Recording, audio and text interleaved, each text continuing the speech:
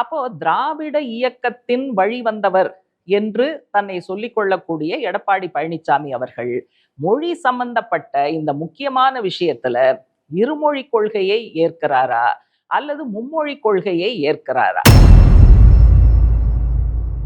தமிழர் பண்பாடு என்று பலமுறை பேசக்கூடிய அதிமுகவினுடைய பொதுச் செயலாளர் கீழடி அறிக்கையை வெளியிடுவதற்கு மத்திய அரசை எந்த அளவுக்கு நிர்பந்தம் செய்திருக்கிறார் அப்படிங்கிறது முக்கியமான கேள்வி. சிறுபான்மை மக்களுடைய பாதுகாவலர் அப்படின்னு நீங்க சொல்லிக்கிறீங்க. ஆனா சிறுபான்மை மக்கள் இப்படியாக பாதிக்கப்படும் போது அதிமுகவினுடைய பங்களிப்பு என்னவாக இருந்தது? குரல் எங்கு போனது அப்படிங்கிற கேள்வியையும் நாங்க கேட்க விரும்புறோம்.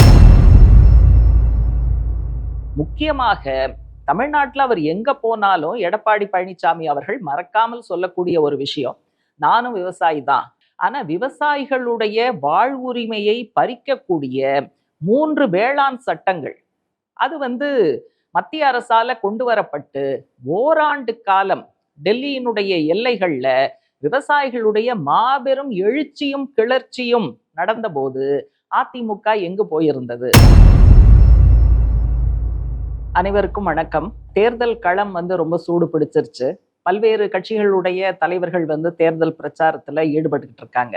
பொதுவா தேர்தல் காலம் வரும்போது நம்ம என்ன எதிர்பார்ப்போம் அப்படின்னா, எல்லா அரசியல் கட்சிகளுடைய தேர்தல் வாக்குறுதிகள் வரும், அதே மாதிரி அவங்களுடைய கொள்கைகள் வரும், கடந்த 5 ஆண்டு காலம் மக்களுக்காக அவங்க என்ன செஞ்சிருக்காங்க அப்படிங்கிற விஷயங்கள் வரும்.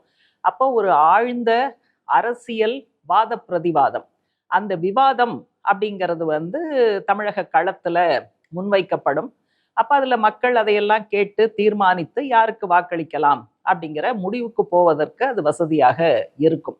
இதுதான் தேர்தல் காலத்துல அரசியல் கட்சிகளிடமிருந்து அதனுடைய தலைவர்களிடமிருந்து நம்ம எதிர்பார்க்கக்கூடிய விஷயம்.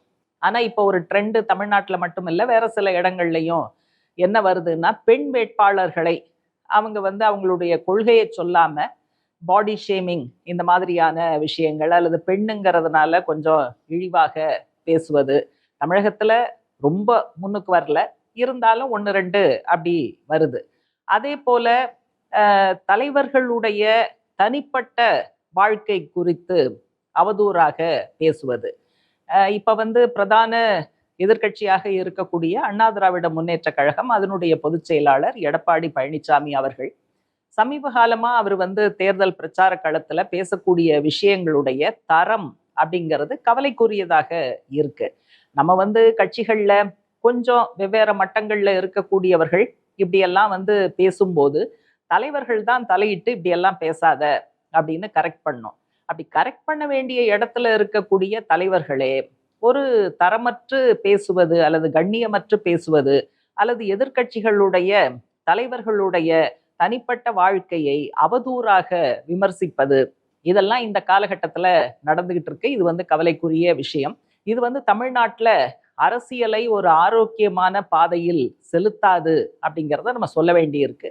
அதனால அரசியல் கட்சி தலைவர்கள் பெண்கள் குறித்தோ அல்லது தலைவர்களுடைய தனிப்பட்ட வாழ்க்கை குறித்தோ அவதூறான விமர்சனங்களை முன்வைப்பது கண்டிப்பாக தடுத்து நிறுத்தப்பட வேண்டும். அப்படி யார் பேசினாலும் மார்க்சிஸ்ட் கம்யூனிஸ்ட் கட்சி தன்னுடைய வன்மையான கண்டனத்தை பதிவு செய்யும் அப்படிங்கிற ஒரு விஷயத்தை முதல்ல நான் தெளிவுபடுத்த விரும்புறேன். அதே சமயம் எடப்பாடி பழனிசாமி அவர்களுக்கு சில கேள்விகளை நம்ம முன்வைக்க வேண்டியிருக்கு. இப்ப தேர்தல்ல கூட்டணிகள் உருவாகுது. கூட்டணியில இருக்கக்கூடிய எல்லா கட்சிகளும் எல்லா விஷயத்திலையும் ஒத்த கருத்தோட இருக்கும் நம்ம எதிர்பார்க்க முடியாது. ஆனா தேர்தல்ல முன்னுக்கு வரக்கூடிய பிரதானமான மையமான பிரச்சனைகள் குறைஞ்சபட்சம் அதுலயாவது கருத்தொற்றுமை இருந்தா தான் அது கூட்டணி என்று சொல்லப்படுவதற்கு ஒரு பொருள்ங்கிறது இருக்கும்.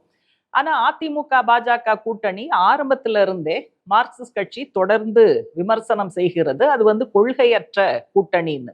ஏன்னா தேர்தல் களத்துல முன்னுக்கு வரக்கூடிய பிரச்சனைகள், தமிழகத்தினுடைய வளர்ச்சி சார்ந்த பிரச்சனைகள், தமிழகத்தினுடைய மொழி அல்லது உரிமைகள், மாநில உரிமைகள் சம்பந்தப்பட்ட பிரச்சனைகள், பண்பாடு சம்பந்தப்பட்ட பிரச்சனைகள், இதுல எல்லாம் நீங்க பாத்தீங்கன்னு சொன்னா பாஜகவினுடைய நிலைப்பாட்டுக்கும் அதிமுகவினுடைய நிலைப்பாட்டுக்கும் மலைக்கும் மடுவுக்கும் உள்ள இடைவெளியாக இருக்கு. அதனாலதான் கேள்வி கேட்கிறோம். இப்ப எங்களுடைய கூட்டணியிலையும் திமுக தலைமையிலான மதச்சார்பற்ற முற்போக்கு கூட்டணியிலையும் எல்லா விஷயங்கள்லையும் ஒத்த கருத்து இருக்கு அப்படின்னு சொல்ல முடியாது. ஆனா அதே சமயம் தமிழகத்தினுடைய வளர்ச்சி குறித்து அல்லது மாநில உரிமைகள் பறிக்கப்படுவது குறித்து, மதச்சார்பின்மை கோட்பாடு மிதிக்கப்படுவது குறித்து, மாநிலங்களுடைய வருவாயில் கை வைப்பது குறித்து, இதெல்லாம் தான் பேசிக் இஷ்யூஸ். இந்த இஷ்யூஸ்ல வந்து நிச்சயமாக திமுக கூட்டணியில இருக்கிற எல்லா கட்சிகளுக்கும் பொதுவாக ஒரு ஒத்த கருத்து உண்டு. ஆனா அப்படி ஒரு ஒத்த கருத்து இருப்பதாக அதிமுகவும் பாஜகவும் சொல்ல முடியுமா? அதனால எடப்பாடி பழனிசாமி அவர்களுக்கு சில கேள்விகளை நாங்க முன்வைக்கிறோம். ஒண்ணு வந்து மும்மொழி கொள்கை.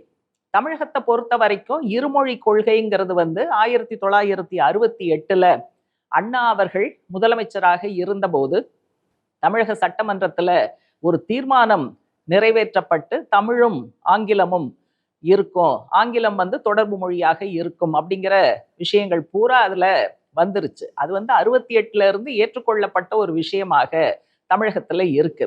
நேரு அவர்கள் கூட சில சமயங்கள்ல ஹிந்தி பேசாத மாநிலங்கள்ல அவர்கள் விரும்புகிற வரை ஆங்கிலம் தொடர்பு மொழியாக இருக்கும் அப்படிங்கிறதையும் அவர் வந்து பிரதமராக இருந்தபோது அறிவிச்சிருக்காரு. அப்போ உண்மை நிலை யதார்த்தம் இப்படி இருக்கும்போது இப்ப பாஜக தொடர்ச்சியாக மும்மொழி கொள்கைய ஹிந்தி பேசாத மாநிலங்கள் மேல திணிப்பதும், இந்த மும்மொழி கொள்கையை ஏற்றுக்கொள்ளாவிட்டால் அந்த மாநிலத்துக்கு நாங்க ரிலீஸ் பண்ண வேண்டிய நிதியை செய்ய மாட்டோம் என்று சொல்வதும், கிட்டத்தட்ட 2200 கோடி ரூபாய் தமிழகத்துக்கே அவங்க வந்து தர வேண்டியிருக்கு, பாக்கி வச்சிருக்காங்க. அப்போ திராவிட இயக்கத்தின் வழி வந்தவர் என்று தன்னை சொல்லிக் கொள்ளக்கூடிய எடப்பாடி பழனிசாமி அவர்கள் மொழி சம்பந்தப்பட்ட இந்த முக்கியமான விஷயத்துல இருமொழி கொள்கையை ஏற்கிறாரா அல்லது மும்மொழி கொள்கையை ஏற்கிறாரா? அதை தெளிவுபடுத்தணுமா வேண்டாமா? கூடுதலாக இந்த இருமொழி கொள்கைக்கு எதிராக மும்மொழி கொள்கையை திணிக்கிற, இதை ஏற்றுக்கொள்ளாவிட்டால் நிதியை கொடுக்க மாட்டேன் என்று மறுக்கிற அப்படிப்பட்ட ஒரு கட்சியை கையை பிடித்து கூட்டணியாக கொண்டு வந்து கொண்டிருக்கிறாரே, அது பற்றி என்ன பதில் சொல்ல போகிறார் அப்படிங்கிறது முக்கியமான கேள்வி. இப்போ சிபிஎம்னுடைய தேர்தல் அறிக்கையில மொழி பண்பாடு சம்பந்தமா பல விஷயங்கள் கொடுத்துருக்கோம். அதுல வந்து முக்கியமாக நாங்க என்ன சொல்லியிருக்கோம்னா, புழக்கத்துல பல சொற்கள் பெண்களை இழிவுபடுத்துகிற அல்லது தலித் மக்களை இழிவுபடுத்துகிற அல்லது திருநர் சமூகத்தை இழிவுபடுத்துகிற, உழைப்பாளி மக்களை இழிவுபடுத்துகிற பல சொற்கள் வந்து புழக்கத்துல இருக்கு. தெரிந்தும் சில சமயம் மேடைகள்ல பயன்படுத்தப்படுது, தெரியாமலும் மேடைகள்ல பயன்படுத்தப்படுது. அப்ப இது முற்றாக நிறுத்தப்படுவதும் தடுக்கப்படுவதும், அதோடு சேர்ந்து மாறி இருக்கக்கூடிய சூழலுக்கு ஏற்ப சமத்துவம் என்கிற கோட்பாட்டின் அடிப்படையில புதிய கலை சொற்களை உருவாக்க அறிஞர் குழு ஒன்று உருவாக்கப்படுவதற்கு மார்க்சிஸ்ட் கட்சி குரல் கொடுக்கும் அப்படிங்கிற விஷயங்களை சொல்றோம். அதே போல தமிழர் பண்பாடு என்று பலமுறை பேசக்கூடிய அதிமுகவினுடைய பொதுச் செயலாளர் கீழடி அறிக்கையை வெளியிடுவதற்கு மத்திய அரசை எந்த அளவுக்கு நிர்பந்தம் செய்திருக்கிறார் அப்படிங்கிறது முக்கியமான கேள்வி.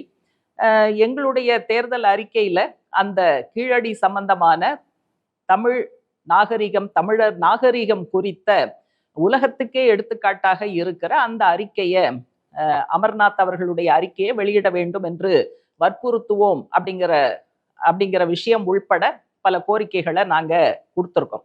அதனால மொழி சம்பந்தமான இந்த பிரச்சனை, அதே போல தமிழ்நாட்டினுடைய பண்பாடு கலாச்சாரம் சம்பந்தப்பட்ட பிரச்சனை, இதை தவிர மாநில உரிமைகள் அப்படிங்கிறது இந்த காலகட்டத்துல பிஜேபி ஆட்சியில தொடர்ச்சியாக மீறப்படுது. ஆளுநருக்கு என்ன ரோல்? அவர் ஏன் வந்து சான்சலரா இருக்கணும்? அல்லது அவரு சொல்றபடிதான் இங்க வந்து பல்கலைக்கழகங்கள் கேட்கணுங்கிறது என்ன இருக்கு? அவர் ஏன் வந்து சட்டப்பேரவையில அவர் வந்து பேசணும்? இப்ப இதெல்லாம் அனாவசியமான விஷயங்கள். சிபிஎம்மோட தேர்தல் அறிக்கையில அதெல்லாம் வேண்டாம் என்று சொல்வதற்கு நாங்க வந்து உறுதியாக குரல் எழுப்புவோம்னு இருக்கு. அப்ப இது சம்பந்தமாக எடப்பாடி அவர்கள் என்ன சொல்கிறார்? அதிமுக தேர்தல் அறிக்கை இது சம்பந்தமாக, ஆளுநர் சம்பந்தமாக எந்த அளவுக்கு வாயை திறக்கும் அப்படிங்கிறத நம்ம பார்க்க வேண்டியிருக்கு.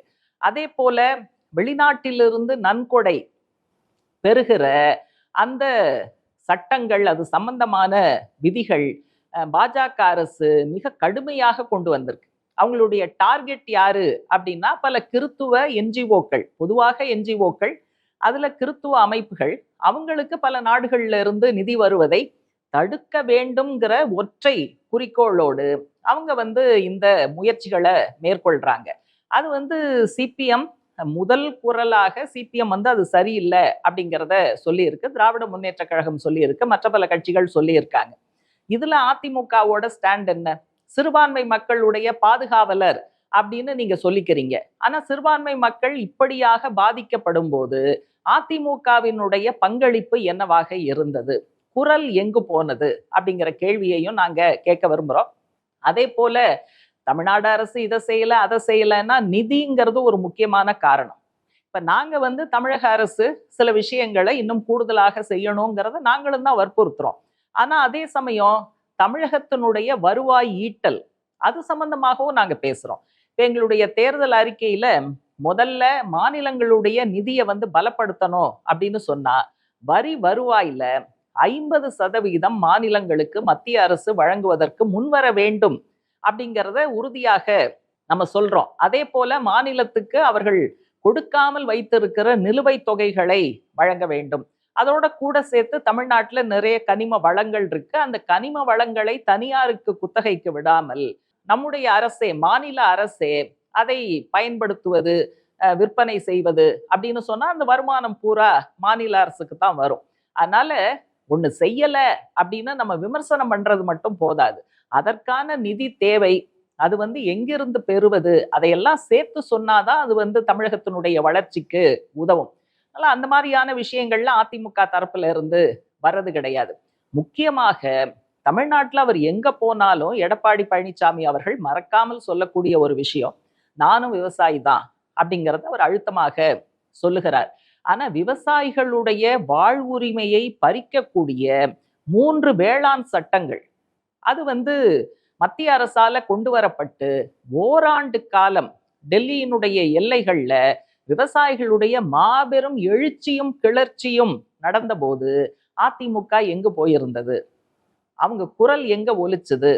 அப்போ விவசாயத்துல கார்ப்பரேட்டுகளை கொண்டு வருவதற்கு, விவசாயிகளை பட்டினி போடுவதற்கான ஏற்பாட்டை அவங்க செய்யறாங்க. எவ்வளவு காசு பணம் பணக்காரர்களுக்கும் கார்ப்பரேட்டுகளுக்கும் ஒன்றிய அரசாங்கம் வெயிட் பண்ணுது, ரத்து பண்ணுது, தள்ளுபடி பண்ணுது. விவசாயிகள் என்ன கேட்டாங்க? ஒரே ஒரு முறை தேசியமயமாக்கப்பட்ட வங்கிகள்ல அவங்க வாங்கி இருக்கக்கூடிய கடனை ஒரே ஒரு முறை ரத்து பண்ணணும் அப்படின்னு கேட்டாங்க. அதுக்கு ஒன்றிய அரசு ஒத்துக்கல.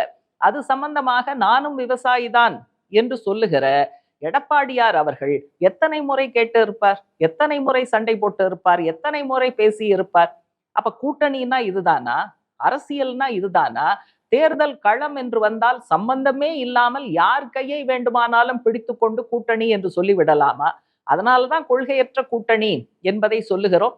எனவே அடுத்தவர்களை விமர்சிப்பதற்கு முன்னால் உங்களுடைய சொந்த கட்சியினுடைய நிலைப்பாடு, உங்கள் கூட்டணி கட்சியினுடைய நிலைப்பாடு என்ன என்பதை மக்களுக்கு விளக்குவதற்கு எடப்பாடியார் முன்வர வேண்டும் என்பதையும் இந்த நேரத்துல நான் எடுத்து சொல்ல விரும்புகிறேன்.